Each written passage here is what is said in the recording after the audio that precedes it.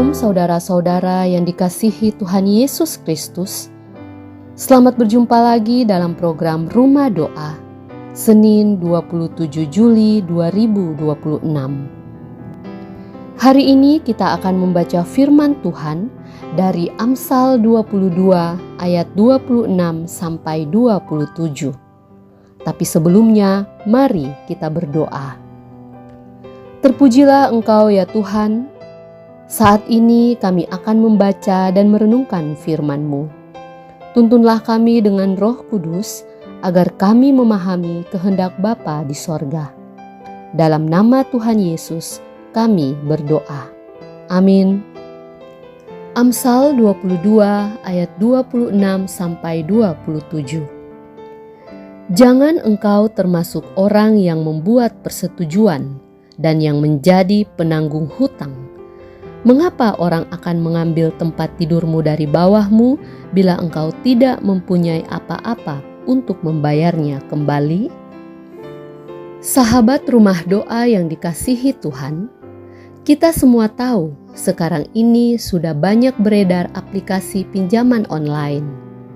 Kemudahan mengakses pinjaman online atau pinjol memang membantu sebagian orang yang sedang membutuhkan dana. Namun, di sisi lain, tidak sedikit keluarga yang akhirnya terjebak dalam utang karena tergoda kemudahan tersebut. Awalnya meminjam untuk memenuhi kebutuhan, tetapi akhirnya harus meminjam lagi untuk menutup utang sebelumnya. Ada pula yang bersedia menjadi penjamin atau meminjamkan identitas demi membantu teman atau kerabat, tetapi justru ikut menanggung akibatnya. Melalui Amsal 22 ayat 26 sampai 27, Salomo memberikan nasihat yang penuh hikmat agar kita tidak tergesa-gesa mengikatkan diri pada utang atau menjadi penanggung bagi utang orang lain. Nasihat ini bukan berarti Alkitab melarang setiap bentuk pinjaman, tetapi mengingatkan bahwa setiap keputusan keuangan harus diambil dengan penuh tanggung jawab. Ketika seseorang tidak mampu memenuhi kewajibannya, bukan hanya harta yang terancam hilang, tetapi juga hubungan, ketenangan, bahkan martabat keluarga dapat ikut terganggu. Karena itu, keluarga Kristen dipanggil untuk membangun kehidupan yang bijaksana dalam mengelola berkat Tuhan. Sebelum membeli sesuatu, belajarlah membedakan antara kebutuhan dan keinginan.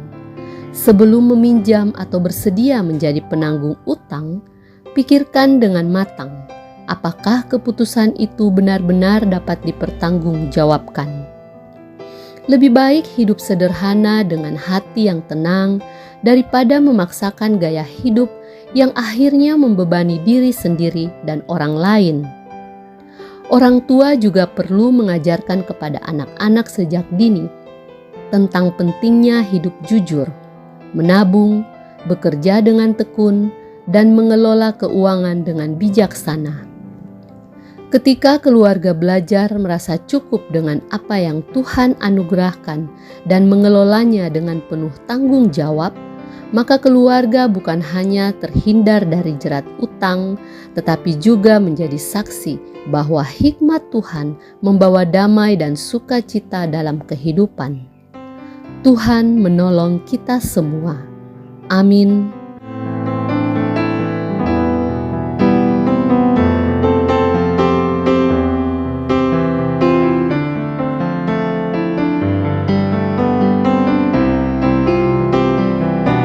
Mari kita berdoa.